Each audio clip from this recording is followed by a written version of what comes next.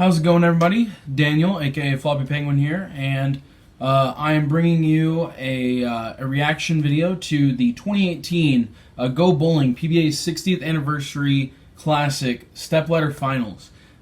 This is one that I really loved watching when it was live in 2018, and I actually have not rewatched it lately, so this is going to be kind of a cold watch, if you will. And a cold reaction to this. So let's get started. So, right now in the title match, which is what we're going to be watching, it is Jacob Buttriff, the top seed, who led by, gosh, a cajillion pins at this point into the tournament and became the top seed. And we are watching him bowl against the second seed, Marshall Kent, who, as you see on the screen there, defeated Kevin Williams with a 218 to 210 in the previous match. And it was a very good match, as he opens with a split there, 5 through the middle as it's called. And it was a very good match, the match before this, because Kevin Williams had to double in the 10th, I believe, to advance, and got the first one but did not get the second one, I believe. Let's see what he does here for the split conversion. Looks pretty close and just barely gets too much of the 3-pin. So sends it behind the 4-7 as he left a 3-4-7-6-10. Or 3-4-6-7-10 there. Was a good try, though. Definitely a good try. He's throwing the Sherlock, as you see there. And then talking about earlier in the telecast, the number 5 seed was Shota Kawazoe, who beat Matt Sanders, as we see our first look at Jacob Buttriff, wheeling that purple hammer as per usual and just going high flush. I love to see it. But yeah, so the other lefty, Matt Sanders, that was on this telecast, opened with a 160. As we see the blue oil that happened before the competition began, and now it's all beat up on the left and right sides for the players that were bowling on this telecast back in 2018. And this was in February of 2018. This is at Woodland Bowl in Indianapolis, Indiana. And as we see there, Jacob yamming on that purple hammer again, and another one high flush, packs 10 back. And so, early in the telecast, Shota Kawazoe beat Matt Sanders in the opening match, 183 to 160. Matt definitely struggled a bit. And then continuing on, Kevin Williams won over Shota Kawazoe in the second match with a 229 to 225. Shota actually had to mark in the 10th, left a flat 10, and missed it to the left. I definitely remember that happening. So that was definitely crazy. Alright, that looks like a better shot from Marshall. Goes high flush with his Sherlock there. So also gets 10 back.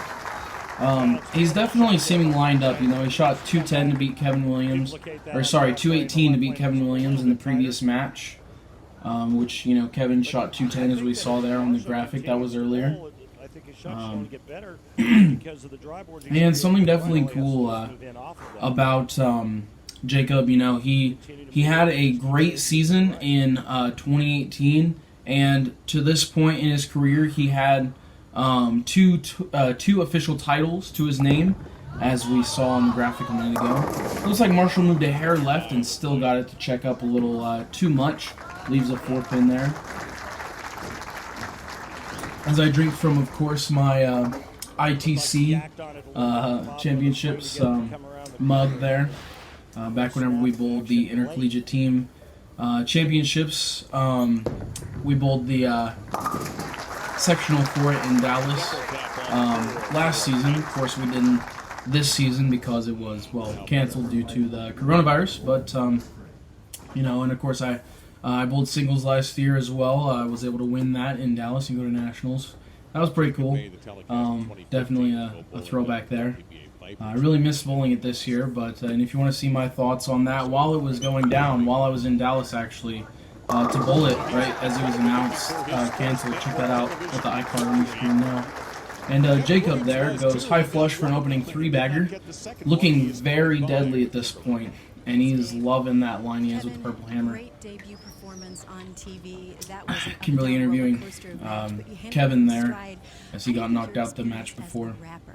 Helped you on this national stage? I don't know, to hear my music play a little bit and then kind of make a joke and people chuckle about it.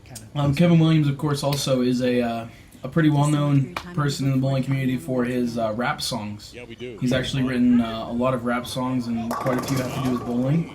As Buttriff gets a fast 8 there, leaving the 6-10. Fast 8 for the righties, of course, would be a 4-7. But Jacob leaves the 6-10 there on the front 3. So still looking pretty strong as long as he just spares this up. Very routine, easy spare. But yeah, Kevin has written a song for the Savage Life, I believe it was, for the Columbia 300 brand. You know, and that was back, I think that was back in 2018, if I'm not mistaken. That might have been before that, but I believe it was in 2018 when Kevin wrote and rapped that song for the Savage Life. Which again is a Columbia 300 ball. And so let's see what Marshall does here. I can definitely already tell he likes that right lane a little better than the left. And then as we see there in match play before in this same tournament, he actually went 1-1 against Jacob Buttriff. So that's an interesting little tidbit there. One of those, of course, would have been the position round match, being the 1 and 2 seeds. And Marshall really looking like he's struggling there. Leaves 2-4-8-10, coming in really light. So what I can kind of tell is that one definitely looked right out of his hand. You know, just your standard miss. See, it gets to maybe 4-5, probably 5 down lane.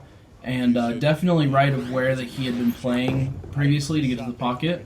So he just slow wheels what looks like a hypercell fuse maybe at that, and gets the 2-4-8 out of it, leaves the 10 pin for another open.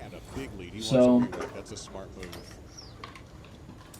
already sitting on 2 opens for this game and takes a re-rack here. As we see also, what's cool is, you know, the Barbasol Players Championship was the next tournament for the PBA season back in 2018 following this one. Alright, so Marshall switching balls here as we see, goes to the Roto Grip. I believe that is the Hypercell Fuse.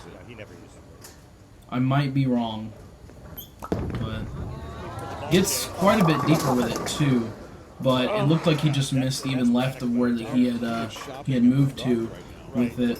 Kept it too tight, never gave it room to get to the pocket. So definitely looks like just was inside of target and never gave it a chance to get to the pocket because it wasn't far enough right. So as we see there, leaves a 3-6-9-10, a pretty difficult spare, if I do say so myself. And looks like he covers it though. That was a really good cover. Definitely gave it some loft to get it down lane before it checked up. So that was a smart idea on the spare. And he goes back and kind of signals over to Tim Mack, his tour rep, and is probably going to grab another ball, it looks like, from his bag. As Jacob still, of course, sticking with the purple hammer. And, I mean, as you see there, there's really no need to show other balls for Jacob. If I'm being honest, it's all either purple or black urethanes. And looks like it was a decent shot, but never turned the corner like the other ones had. Let's watch this replay here again. So, a couple things that could happen. It could have just been a little left as he leaves a 3-6 there. Or, you know, it could have been... Yeah, 3-6. Or it could have been that the surface is winding down a little bit on that purple hammer. It's not as abrasive or aggressive of a surface anymore. So it could be starting to go away. Or we could see just he missed it at the bottom, which, you know, sometimes happens even to professionals. But, I mean, even with Jacob's wrist action there, he does have a potential to kind of miss it at the bottom if he doesn't hit it just right, as we see the slow motion of his form there. It's pretty crazy how he uncorks that wrist so aggressively at the bottom of the swing. That's something that not a lot of people can do. And as we see the layout there, he's got a tall pin with a weight hole in the side, a small weight hole. And of course he uses a conventional grip. He doesn't use fingertip grips in his bowling balls. As he also leaves yet another 3-pin there going light again. But something interesting, you know, I was fortunate enough to receive one of his Matrix Solids a little over a year ago, and when I got it, it was still drilled for his hand, of course, and it was just crazy to see the way that his conventional grip actually is, and to feel the pitches in his ball. It's quite interesting to see how he can release it like that, even with the way that he uses the bowling ball layout and the way that he has his fit. It's very interesting to see how he's able to maneuver his wrists and the action that he does, especially with the consistency that he does without seeming to truly hurt himself, because it does look quite painful from a perspective standpoint. So he sits down there, and it looks like Marshall might have switched balls here. It could be the same ball but a different layout. I'm not exactly sure. I didn't quite catch the layout on the other one, but I'm assuming that it's that same ball. And that one definitely did not catch the lane at all, really. And leaves yet another 2-4-8-10 as he left the last time he was on this lane. He seems pretty perplexed by it, or at least disappointed. But looks like he got it to a better spot down lane than the last one that 2-4-8-10 on this lane. And he does the same thing on the spare attempt and gets the 2-4-8 out. Seems pretty frustrated with himself. I completely understand that. I would probably be very frustrated too if I were in that position. 2-4-8-10, back-to-back on the right lane. Just not a very good look, if I do say so myself. So moving on here, he's going to stick with that ball that he just switched to, or that he's been using, and he's going to stick with it on the left lane, and let's see what happens. If I had to guess, he's probably not going to make a move, but he's going to try and throw it better, and it does look better. And he goes high flush exactly there. So it didn't look like he tried to move, but it certainly looked like he just tried to throw it a little better, and he did, and accomplished that, and it went high flush. So I think he likes that on the left lane at least. And now I think Tim Mack is saying you're going to want to move a little right on that right lane. Probably that he's trying to circle it too much. If I had to guess, that's probably what he's saying in that moment. And so we go back to Jacob here, 7th frame. He's looking really good right now against Marshall, and goes light mixer, gets the strike. So, I mean, he just has an overall great look against Marshall. I hit up on it, the ball goes left.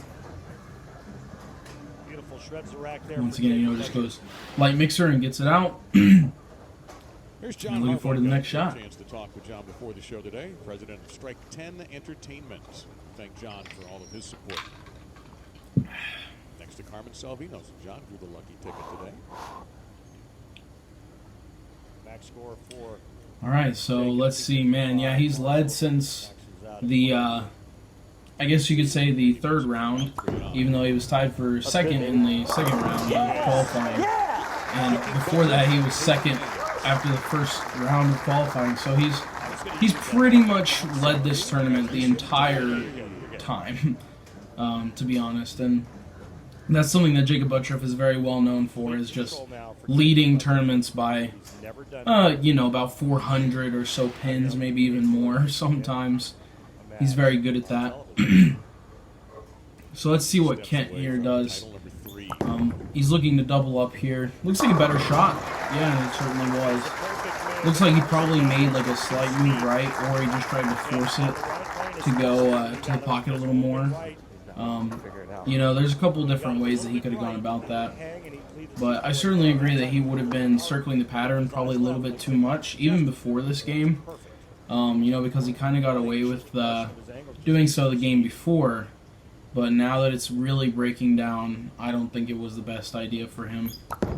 So let's see on the left lane here. Looks like another good shot, and flat 10. That could certainly happen, It's just not there for Marshall in this one. You keep either wanting to move left, or you kind of just get into that spot where it skids just a hair longer, and you end up flat 10ing. Especially with changing balls like that, you don't always know if it'll get the 10 out. Of course, he makes his spare there. But it's certainly a risk-reward type of thing. I've definitely had times where it was a risky ball change and it ended up paying off in full. And there's also been plenty of times where I ball change and I throw a great shot and I flat 10, or you know, I'll leave like a light mixer 7. I remember as Jacob throws his 9th frame shot here. Looks pretty good again, goes high flush 10 back. He's pretty much wrapped it up at this point, but a quick memory that I have of switching balls. I was bowling a JBT Southwest tournament in Albuquerque, New Mexico, and it came down to the 10th frame, and I needed to have the first strike in the 10th to win the match, and I had just 7-10'd on the right lane, or sorry, I had just 8-10 on the right lane, and whenever I left the 8-10, I thought that I had to change balls. In the 8th frame is when I left the 8-10, so then I go over to the left lane, I strike, and I need the first one in the 10th on the right lane whenever my turn comes back, and so I changed balls, threw a great shot, and I light mixer left a 7-pin, and you know, so sometimes it doesn't always pay off. And in this case, for Marshall, I don't think it quite did. I'm trying to be aggressive there. And so Jacob Buttroff won his 3rd PBA Tour title at the 2018 PBA 60th Anniversary Classic. There he is, hoisting the trophy up, and that's pretty awesome to see Jacob do. And so I'm glad that I could react to this one, guys. I hope that you all enjoyed a bunch, and leave a comment down below for the future telecasts that you would like to see me react to, as we see Carmen Salvino presenting the trophy there, one of the founding members of the PBA. And so thank you very much, guys, for watching. Leave a like below, subscribe, and comment with your future requests for reaction videos, guys. Talk to you later. Peace.